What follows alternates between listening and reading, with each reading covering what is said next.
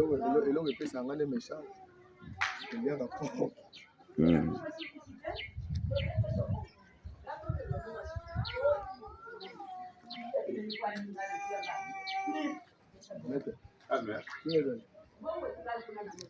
Mbote balandi l'agence immobilier Mille Solutions, mbote chers clients, chers abonnés au besoin mokili mobimba.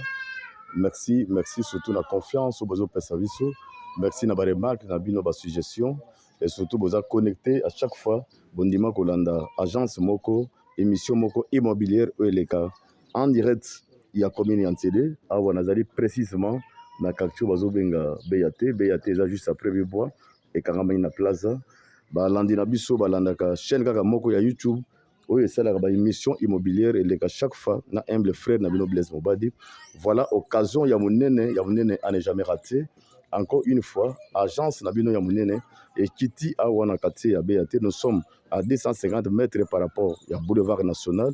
Naye Kolak Sabino offre moko ya grandes ambitions. Yo mutozakana bosenga ya kosala makamba minene, des grandes écoles, universités, des flats, ambition nyonso ya makamba minene. Voilà, nous avons une grande concession. Cette concession que vous êtes en train de voir ici, cette grande concession est en vente en plein centre-ville. Je le répète, nous sommes en plein plaza, en plein BAT. Voilà une grande concession qui mesure. De l'autre côté, nous avons 80 mètres comme longueur, tandis que largeur, Nangamba Msusu, est 50 mètres. Donc, le pango, concession, Yamoune, Namile Moko Kenda Sango, courant, cette grande concession est en vente. Voilà. Il y a 4 grandes avenues. Nandenga Sima Avenue, na droite, na gauche. Partout, il y a des grandes avenues. Voilà, nous avons une concession. Il y a des grandes activités. Il y a des grands dépôts. Il y a des entreprises, compagnies. Voilà, occasion. Il y a plaza, il y a BAT. Voilà, espace. Cet espace mesure 50 mètres de largeur, tandis que la longueur de cet grand espace que vous voyez ici, longueur est 80 mètres. Terrain, combien de tobito kata terrain 20 sur 20, 20 sur 20, combien de terrain. Tout cet espace ici est en vente. Oh, nazana posa na sala activité ya minene. Awa bazo morceler ba terrain te, kolo concession ya minene oyo, azo teka yango kaka ndenge ezali boye. Bazo morceler te, bazo teka mobimba. Ozana posa kosala makamba minene, ozana posa kosala entreprise, ozana posa kosala compagnie, ozana posa osomba un jour comme revendeur bana kosala ba morcellement. Voilà espoir yango epesi melio kaka na agence moko Mille Solutions Immobilier TV avec votre humble frère Blaise Mobadi. Na yebisa kyoke musala oyo agence oyo eza agence ya munene ekobanda kokende partout ka pour l'intérêt na bino. Je sais que Nzambe tanga apesaka makoki biso nyonso apesa biso ndenge moko te. Yo peut-être la personne makoki ya kosomba 20 sur 20. Merci tika te komo na Nzambe zolukumu. Mais ya mususu peut-être apesi pe mbozwi ebele pour asala ba grandes ambitions. Nde yango nazolobela na yo mutu za na mbongo ebele. Voilà espace yango epesi melio. Mbongo wana za nango bimisa na banque yaka kosomba grand espace oyo en plein plaza, en plein BAT, non loin ya boulevard en 200. Je dis bien en 200, 250 mètres ya boulevard. Accès les gens facile nous avons des grandes directions, des grandes avenues où les hommes na isika oyawa le pango mobile mais en vente bande nulle part awa quartier mobimba comme mon espace ya boye réservé ezalité. Je le répète, quartier mobimba ya place à BAT, vous n'allez pas trouver un espace vide comme ça qu'on est en train de vendre, non, puisque bateka diaba mapangu quartier mobimba tonda déjà na bateau vide moko comme on a dit, mais ndeko ya bomba qui se passe là, il n'a pas voulu morceler le terrain, il a préféré vendre ça avec son entièreté. Yozo ali baku yaka kosomba en plein centre ville awa na quartier na biso plaza na BAT awa osomba espace ya monene oyo soki okosala bandako soki okotonga bopito soki okotonga université école soki okotia entreprise soki okotonga ba immobilier ba appartement ya ndenge na ndenge bana ko revendre ndeko tout est possible.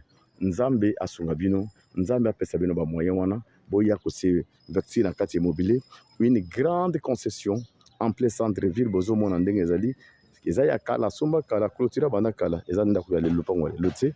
Cette concession de grandes envergures est en vente. Voilà. saisissez cette occasion, venez me contacter, je vais vous amener jusqu'ici. On est en train de vendre cette grande concession avec son entièreté. Donc, je vous donne encore la possibilité de bien vouloir contacter une seule chaîne immobilière, 1000 solutions avec votre humble frère Blaise. Je vais vous amener ici. Les propriétaires sont disposés, tout est en ordre. Vous allez voir tous les documents et on est en train de vendre ça avec son entièreté. Bazo Katanda Mbouté, il y a concession mobile en vente. Benganga le numéro, il y a WhatsApp plus 243 90 191 33 41. Là, je vais vous amener une concession au yo. Au sombi espace où nous sommes et comme il y a yo. Ceux qui ont tonga banda kuna yo, ceux qui ont tia immeuble, ceux qui ont hôpital, tout école, tout ce que vous allez faire ici, ça va de suivre puisque nous sommes en plein, je le répète.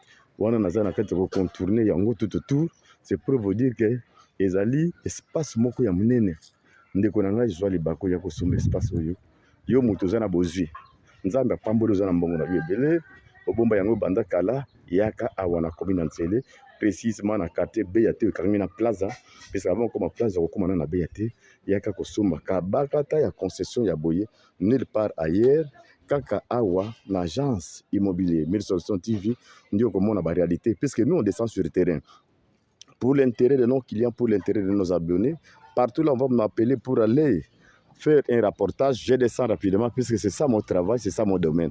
Donc avec vous, vous ne serez jamais, avec nous, vous ne serez jamais déçus. Nazali wana pona ba intérêt na bino ba client na biso, nazali wana pona ko réaliser ba projet na bino ya minene bozana ngo. Donc il y a kaka na agence oyo et parce que la réalité nulle part ailleurs na quartier Mobimba au comme espace à boyer. N'sere Mobimba Gotambo, vous n'allez pas voir une grande espace réservé comme ça qui est en vente. Kakawa pour vous dire que nous sommes partout.